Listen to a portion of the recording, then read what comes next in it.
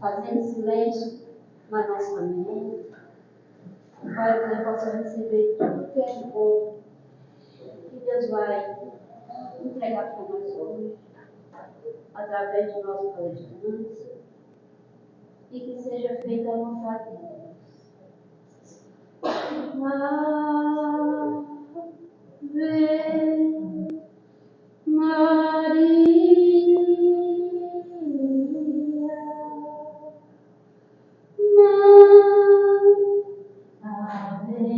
abençoada, Virgem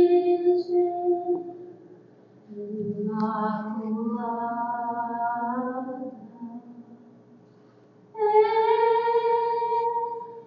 Santa Semente do Amor, Maria, Mãe de Deus,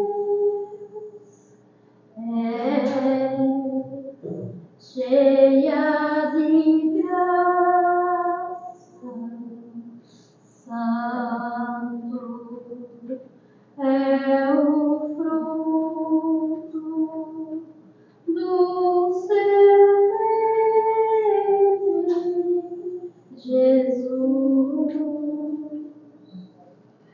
Ave Maria, Ave Maria,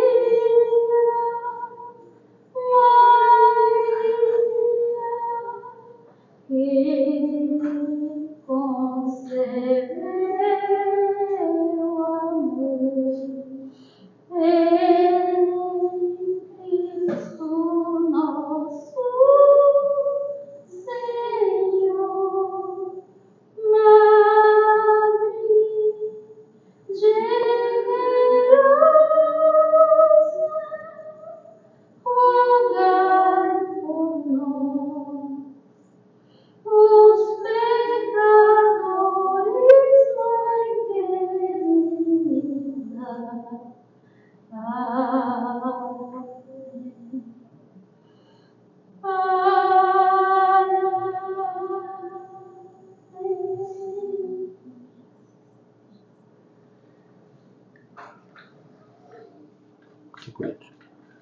Boa noite a todos. Boa noite. Leitura do Orival Lopes, leitura Gotas de Esperança. Estava aberto aqui no item, na página, do item 58 e 59.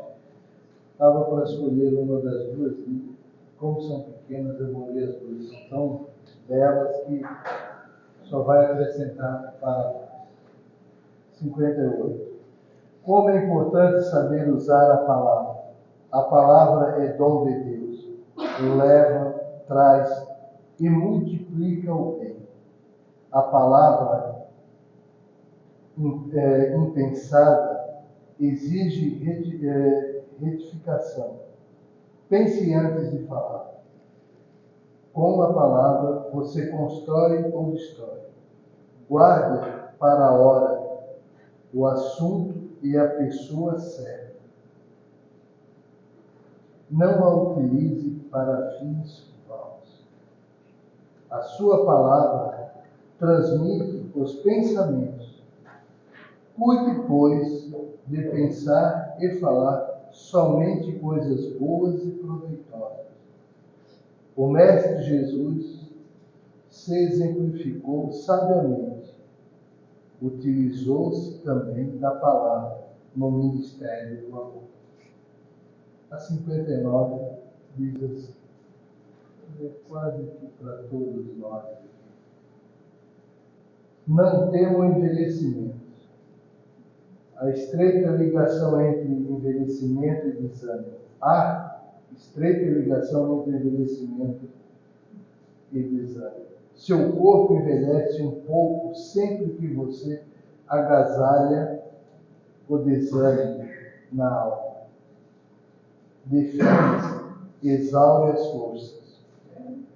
A alegria verdadeira purifica a alma e conserva o corpo, dá vigor e ânimo, favorece a sábia renovação das células, estampa juventude no seu rosto. O estado de sua alma projeta-se no corpo. Cuidar daquele é proteger este. Revista de beleza. Transforme-a para melhor. Dê-lhe esplendor. A juventude da alma se mantém quando há alegria no coração.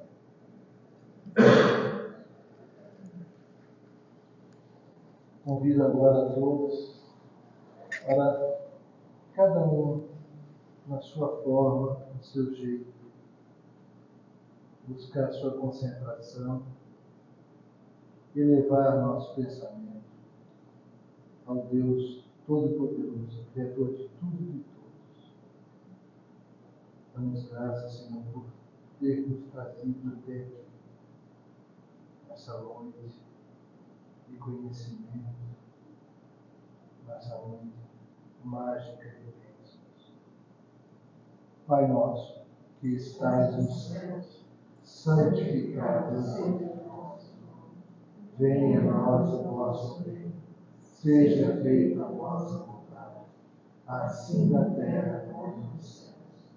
O pão nosso de cada dia nos dai hoje. Perdoai as nossas ofensas, assim como nós perdoamos a quem nos tem ofendido. E não nos deixeis cair em tentações, mas livrai-nos de todos os males. Que assim seja. Que assim seja. E para a nossa noite de hoje, o nosso irmão, o Pai, seu mentor, seu anjo guardião e Espírito protege. Muito obrigado. Isso está ligado, né? Minhas irmãs, meus irmãos, muito boa noite.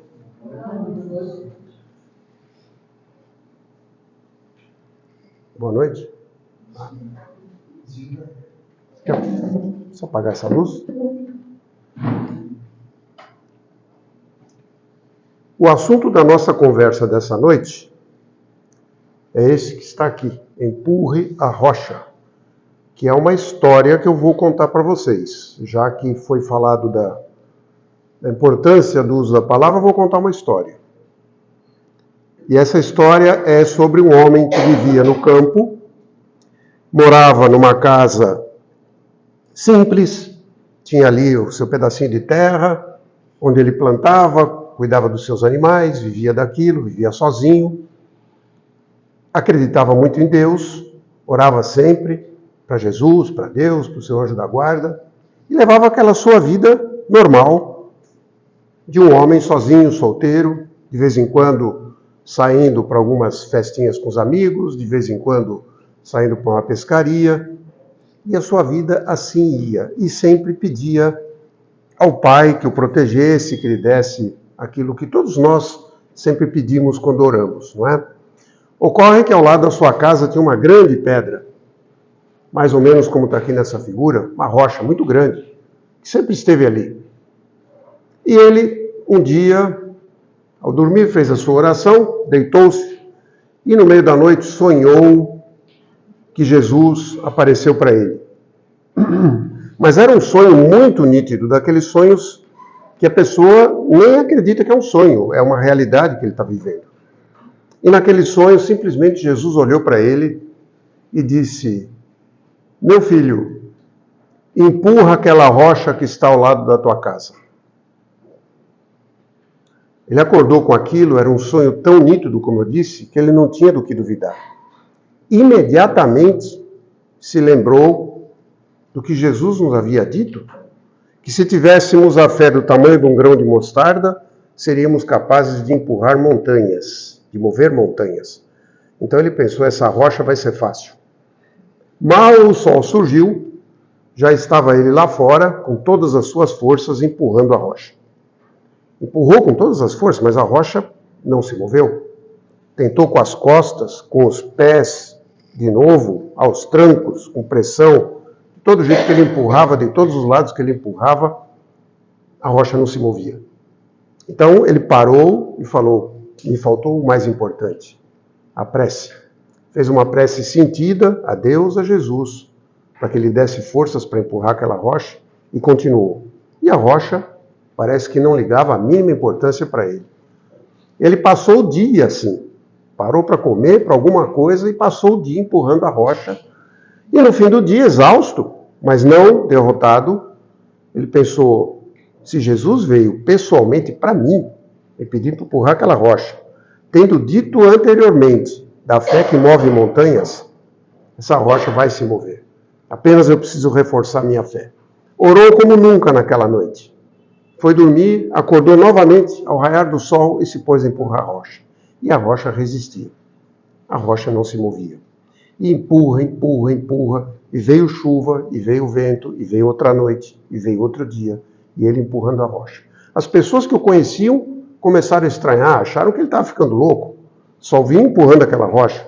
Chegou o fim de semana, os amigos que sempre chamavam ele para uma pescaria, depois para uma festinha, ele disse, não, tem um trabalho sério para fazer aqui. Estranharam aquilo, falaram, acho que perdeu o juízo. Passaram-se semanas. Ele deixou de fazer várias coisas que ele fazia, empurrando, empurrando e dizendo, uma hora minha fé vence. Uma hora essa rocha se move. Eu não posso falhar com Jesus. Ele veio pessoalmente a mim e assim continuou. Já o chamavam de louco. E os espíritos desocupados começaram a buzinar na orelha dele. Quem é você para achar que Jesus veio em pessoa? Que é isso? Você está achando o quê? Que você recebeu um convite do mestre? Ora, olha para você não é nada.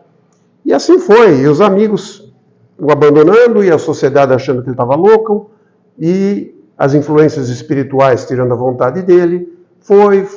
Apesar de todo aquele esforço, um dia ele arriou. Um dia ele desistiu. Um dia ele largou e falou, falhei, não tenho fé. Jesus veio pessoalmente me pedir algo e eu falhei. E se recolheu, desanimado, triste, desiludido, foi para a cama. Pensando, não consigo, mestre, não tenho bastante fé para o trabalho que você me confiou. Naquela mesma noite, depois que ele dormiu, Jesus lhe apareceu de novo. E disse para ele, perguntou a ele, meu filho, por que é que você está desse jeito assim abatido? O que aconteceu? Ah, mestre, quando você me confiou aquele trabalho, eu fui todo cheio de alegria, cheio de esperança, achando que eu ia dar conta. Mas eu falhei. O senhor me perdoe, mestre. Talvez essa tarefa o senhor devia ter confiado a outra pessoa que tenha mais fé. Eu não consegui. Jesus, então,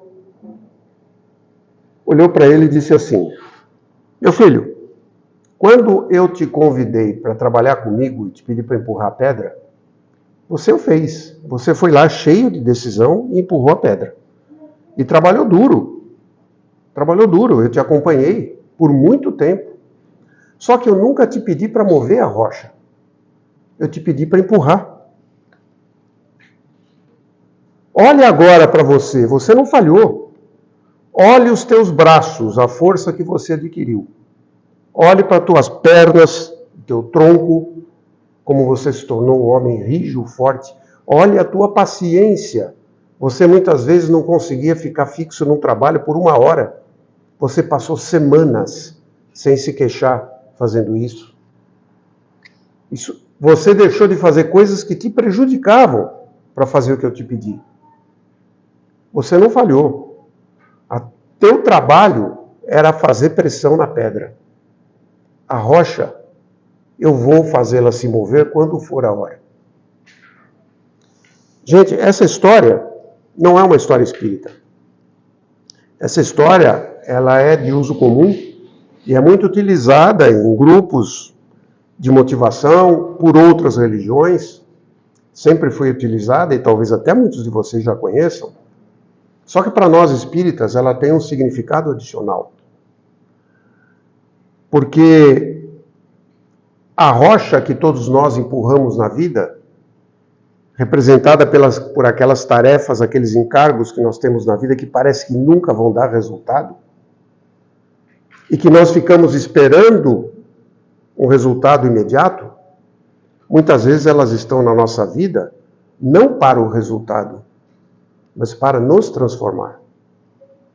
Muitas vezes nós temos parentes difíceis, sejam pais, filhos, irmãos, primos, o que seja, alguém na nossa família problemático, que a gente tenta uma transformação e a transformação não vem, mas às vezes a transformação tem que ocorrer em nós. Eu me lembro, algumas semanas atrás, numa distribuição de gêneros alimentícios para famílias carentes na nossa casa espírita, quando se fez uma palestra falando de dificuldade com parentes e coisa assim, uma senhora muito humilde levantou a mão toda sorridente, dizendo que queria dar o seu depoimento, e contou da saga dela, deixada pelo marido desde cedo, com filhos em casa, e a filha que se perdeu nas drogas aos 13 anos de idade. E até os 28 anos, ela não desistiu de tentar trazer essa filha de volta para a família e livrá-la do vício. E ela disse, hoje minha filha tem 36 anos, acho que era essa a idade, tem 2 filhos, está muito feliz, mora perto da minha casa. E eu agradeço a Deus por eu não ter desistido. Não parou de empurrar pedra. Na hora em que foi possível, na conjunção dos fatos da providência divina, ela conseguiu o resultado que ela queria.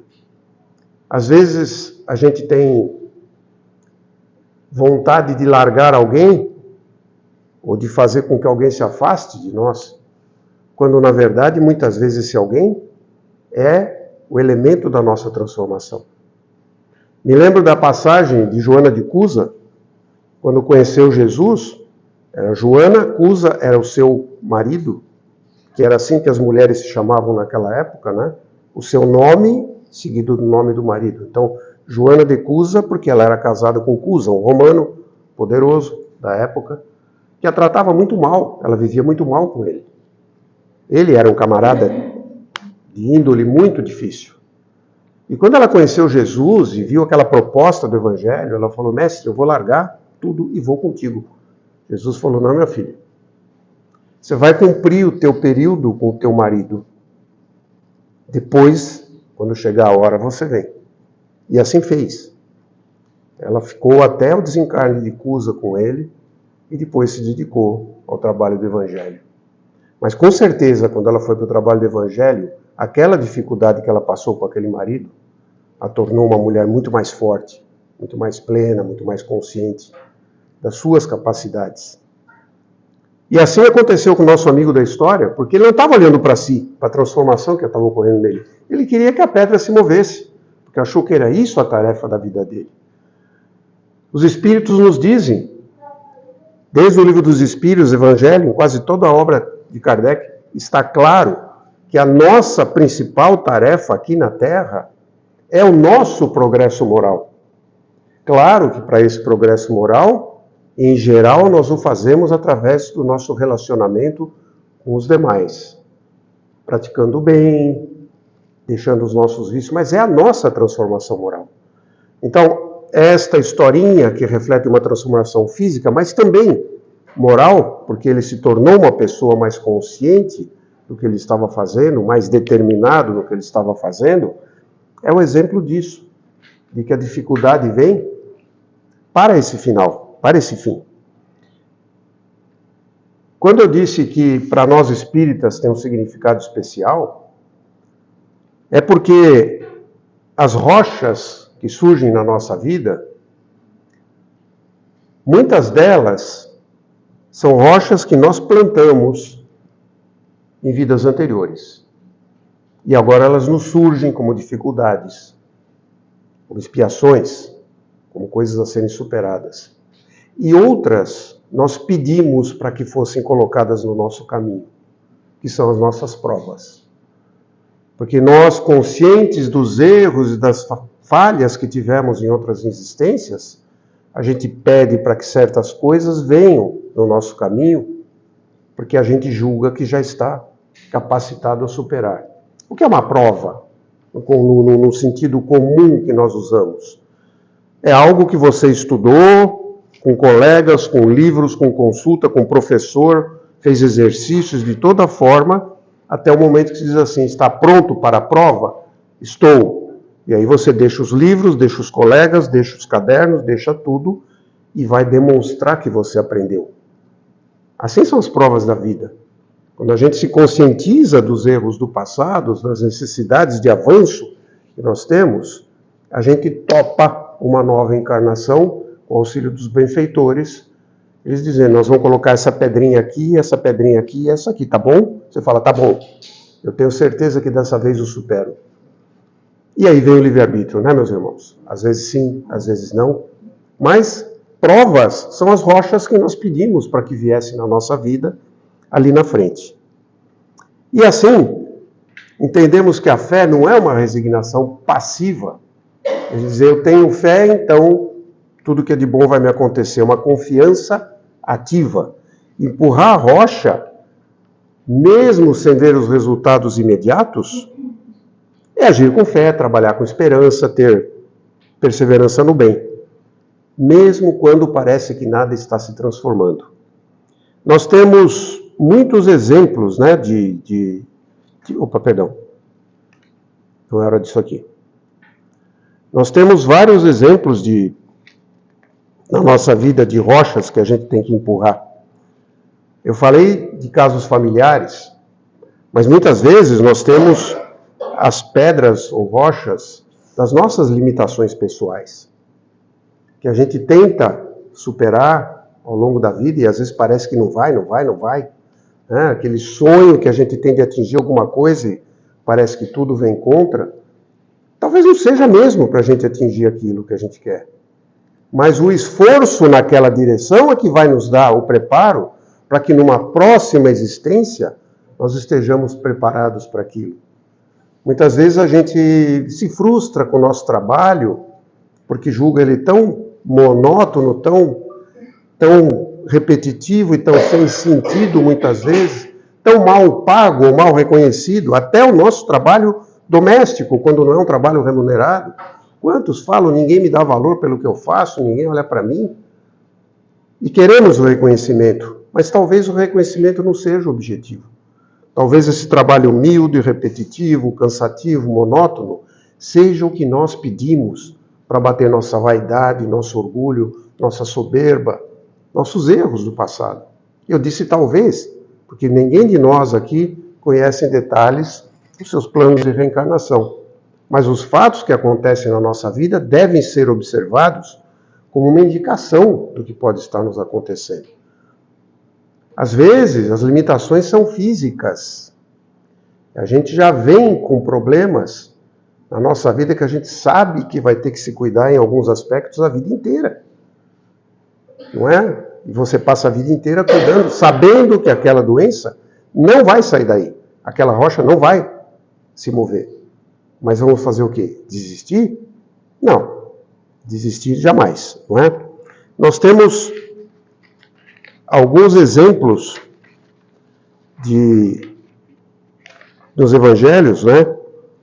Em outras obras espíritas, de situações assim. Eu mencionei Joana de Cusa. Nós podemos lembrar de Alcione, do romance Renúncia. Para quem já leu, Alcione era uma entidade que já habitava um plano superior ao da Terra. Mas ela pediu uma reencarnação adicional e teve que ter o seu pedido atendido pelos superiores, digamos assim, ali da colônia espiritual, porque ela queria resgatar uma alma querida que há muitas encarnações convivia com ela aqui na Terra. Mas ela se descolou dele, porque ela fez a sua ascensão moral e aquela pessoa continuava ainda tropeçando por aqui. E ela veio. E ela lutou a vida inteira. Inúmeros dissabores ela teve.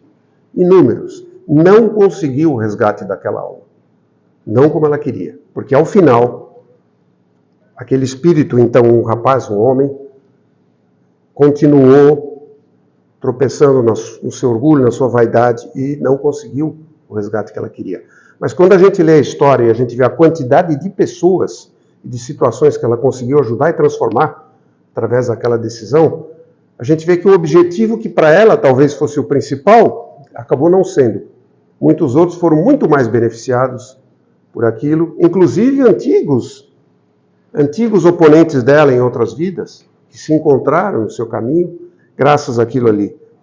Temos a história de Estela, que é uma história que comparece nos livros dos estudos sistematizados da doutrina espírita, uma história real que foi transmitida por um médium chamado Coyce, que era de uma moça que se viu viúva com filhos pequenos no século XIX ou XVIII, quer dizer, uma época em que não havia proteção para esse tipo de situação, e ela se viu obrigada a sair em busca do sustento para ela e para os filhos. E como ela tinha alguma experiência anterior em enfermagem, recomendaram que ela cuidasse de pessoas doentes. E ela encontrou uma família de posses que tinham um enfermo doente, que precisava de ajuda. E ela se apresentou, mas quando ouviu pela situação daquele ser e pelas reações que ela teve, ela falou, não vou, não dá para mim. Passou mal de sentir a presença daquele ser, que era um homem numa situação mental e física muito complicada. Mas naquela noite, um espírito protetor lhe diz, é ali que você tem que ir. Aceite, porque isso é o teu caminho. E ela aceitou. E passou décadas cuidando daquele homem até o seu desencarne. E ele melhorou muito. E ela adquiriu persistência, coragem, um monte de coisas. Que veio saber depois, através de um outro médium, do passado terrível que ela tinha tido com aquela criatura em outra vida. Onde ela tinha sido promotora da desgraça daquele irmão. Ele depois caiu em tantos outros erros que reencarnou daquela forma. Aquela era a rocha dela. E a vida a encaminhou para aquilo através de provações, de privações. Então, às vezes, a dificuldade que nos surge é para nos colocar o caminho de corrigirmos algo em nós que nós ainda nem nos demos conta que precisamos da mudança. Mas a gente, muitas vezes, tudo que faz é maldizer a dificuldade. E orar para que nos venha o bem. Eu tenho um caso, esse que me veio pessoalmente. Eu não sei se alguns irmãos aqui sabem, mas eu participo de um grupo que se chama EUP, onde nós fazemos visitas nas penitenciárias, nas unidades prisionais, levando o espiritismo para aqueles que se interessam ali. E um dia me encontrei com um rapaz, que pela primeira vez eu via ele, um jovem, na casa dos 30 anos, e assim que ele soube que éramos espíritos, ele me chamou para conversar e disse assim, eu era viciado em tudo, meu senhor. Eu era viciado em álcool, em droga, em sexo, em jogo, tudo que o senhor imaginar, não tinha limite. Eu tentava me liberar disso. Tentava de todas as formas e não conseguia. Mas um dia, cansado daquilo, saindo de uma viagem maluca daquelas, né? Na situação que eu me vi, eu me ajoelhei e pedi a Deus que me tirasse daquilo, porque eu não aguentava mais. 2 dias depois eu fui preso, diz ele. Eu falei, como é que você está aqui dentro? Limpo de tudo. A única forma que a providência divina tinha para ele naquele momento era jogar uma grade na frente dele. Né? Para que ele parasse, porque talvez 5 passos adiante tinha um fosso que ele iria cair e talvez não saísse dali. Então ele poderia pensar diferente. Ele poderia dizer, poxa, já não basta todo o problema que eu tenho, ainda me vem mais a cadeia? Não, a cadeia é a solução do problema nesse momento. Muitas vezes a dificuldade é exatamente isso. É o início da solução do nosso problema mais íntimo que nós temos. E muitas vezes a gente não consegue enxergar, não é? Pois bem, eu disse que eu tinha aqui uma coisinha para passar para vocês. Eu vou passar um videozinho, espero que vocês consigam assistir. Vamos ver.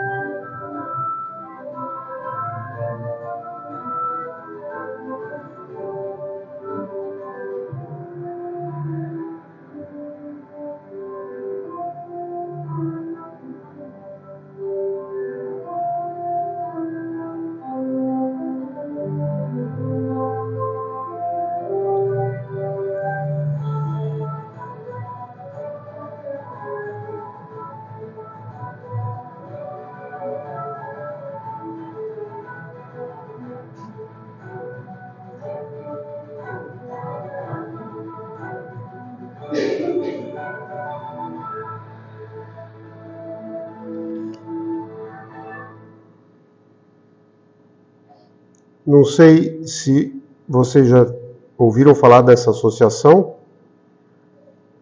a PBP, Associação dos Pintores com a Boca e com os Pés. Ela é mundial, como diz aí o vídeo, e todo ano eles fazem quadros grandes, como vocês viram, né? Eles fazem cartões de Natal, calendários, e enviam pelo correio para aqueles que cadastraram o seu endereço, seu nome. Não vendem, eles enviam para a gente e dizem, olha, a contribuição sugerida é esta, se você puder. Se você não puder, não faça. Eu vou deixar esses aqui com vocês, vocês podem circular e podem ficar com eles depois para terem uma ideia do que é. Ela é totalmente formada por pessoas que perderam o uso das mãos, dos braços, muitos são tetraplégicos, só conseguem usar a boca. Alguns de nascença, outros por doenças posteriores, tipo poliomielite, outros por acidente. Aqui nesse quadro vocês têm a foto de alguns deles trabalhando, que são os que fizeram os cartões de Natal do ano passado. E tem um aqui embaixo, vocês não vão conseguir ler, obviamente, o Marquinhos. O Marquinhos era barbeiro e tatuador, e era um homem que tinha uma vida ativa na juventude, até que numa brincadeira com os amigos ele bateu, fraturou algumas vértebras e ficou tetraplégico. Tentou o suicídio, mais de uma vez, até que encontrou essa associação e é um dos grandes pintores que tem ali hoje. No verso de cada um desses cartõezinhos, que vocês podem distribuir para quem quiser levar um, vocês têm o nome do artista. Eu não estou fazendo propaganda da PBP, eu estou trazendo aqui como parte do que a gente vem falando. Porque a rocha que eles empurram, as minhas, perto das deles, viram pedregulhozinho assim. Né? As rochas que às vezes eu acho que são insuperáveis na minha vida.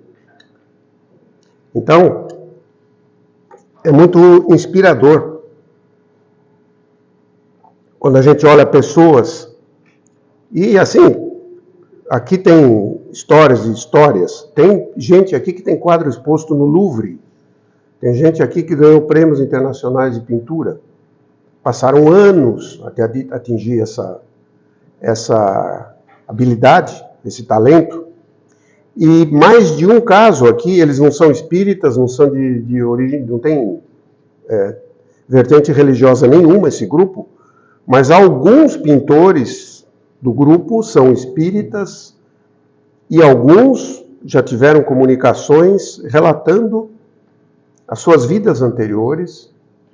E sabe-se de pelo menos um caso aqui de um pintor muito famoso, não vou falar o nome, porque eu acho que a gente poderia estar especulando um pouco, porque, segundo Kardec, para que a gente aceite as verdades mediúnicas, elas têm que ter um caráter universal, né?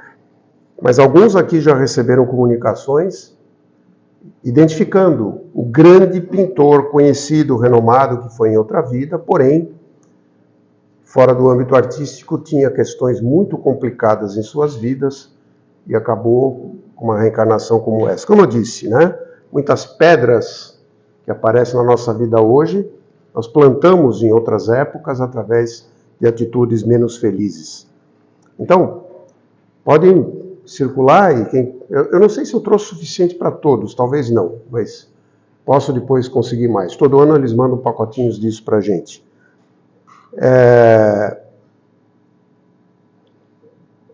Vejam só, eu tenho aqui alguns exemplos de...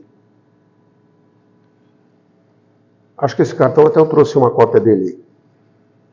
Esse é um anjo que foi pintado por uma das artistas, das mais famosas aí, que é um quadro deste tamanho assim, que agora está reproduzido no cartãozinho de Natal. Olha cada coisa linda que eles fazem. Esse eu acho uma graça. Esse, então, é magnífico, né? Um quadro que retrata uma rua europeia no outono. Olha,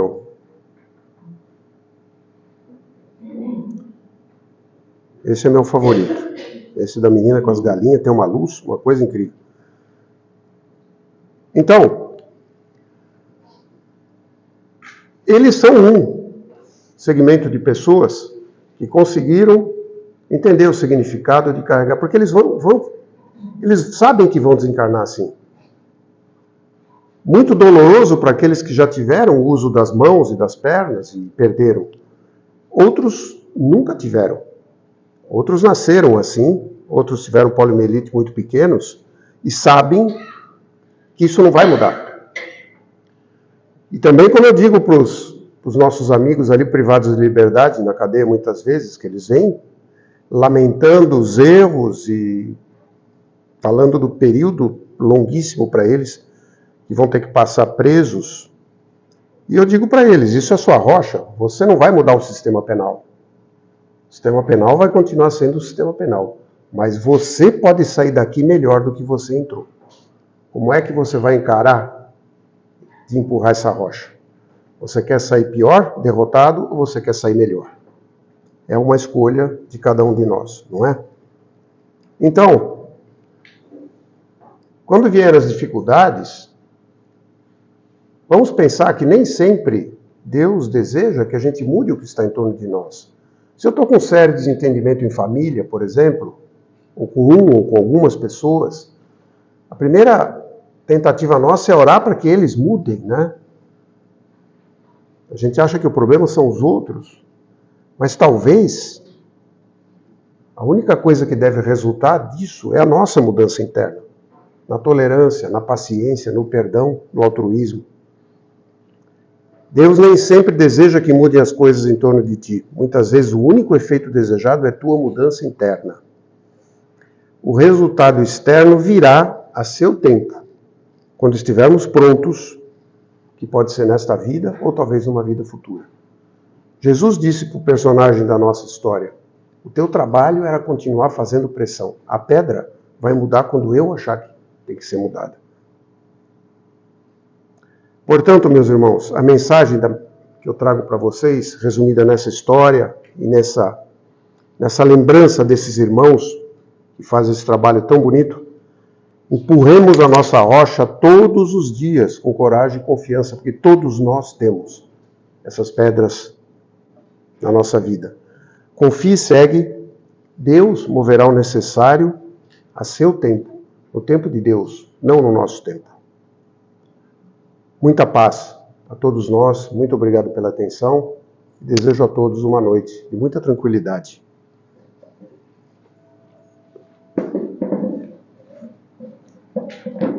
Obrigada, Otávio, pela visão. Eu que agradeço. Que a gente precisa ver essa cena, essa imagem, para ver o quanto que a nossa rocha é pequenininha, né? Uma pedrinha, né? Que a gente tem que vencer a nós mesmos. Cada conflito que a gente vence só nos mostra o quanto que nós somos fortes. Quantas habilidades a gente tem dentro de nós que a gente precisa botar a rocha do lado, às vezes nem empurrar. Olhar pelo lado e continuar.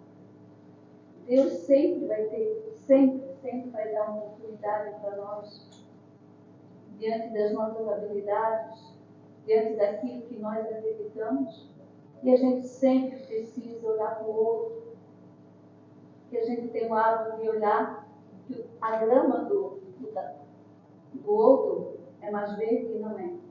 Não é. Cada um tem a sua rocha e provavelmente criada por nós. Que a gente consiga continuar, nunca parar. Tinha uma frase que dizia que quando a gente anda no deserto, é até uma história de uma senhora que falava para o neto, eu estou no inferno, ó, continua, meu filho, que lá na frente tem a luz. E é dessa forma. Atravessando o inferno, vai encontrar a luz. Ou seja, atravessando o deserto, a gente vai encontrar a paz que a gente tanto necessita. Convido a todos a fechar os nossos olhos, agradecendo a Deus, a Jesus, a nossa Mãe Maria Santíssima, por essa oportunidade de estarmos aqui, presentes, ouvindo essas mensagens, fortalecendo a nossa fé, a nossa esperança. Que essa prece possa ir de encontro a todos os nossos irmãos que se encontram em tratamento nessa casa, a todos aqueles que têm o seu nome no caderno de prece, por toda a humanidade, Senhor. Pai nosso, que estás nos céus, santificado seja o vosso nome. Venha a nós o vosso reino. Seja feita a vossa vontade, assim na terra como nos céus. O pão nosso de cada dia nos dai hoje. Perdoa, Senhor, as nossas ofensas, assim como nós perdoamos a quem nos tem ofendido. E não nos deixeis cair em tentações, mas livrai-nos de todo mal, que assim seja. Que assim E seja. assim, pedimos permissão para encerrarmos a palestra doutrinária da noite de hoje, que ao sairmos daqui, possamos levar para os nossos lares muita paz e muito amor no coração. Pedimos a todos que continuem nos seus bancos, e logo em seguida vai ser chamado para o Pai.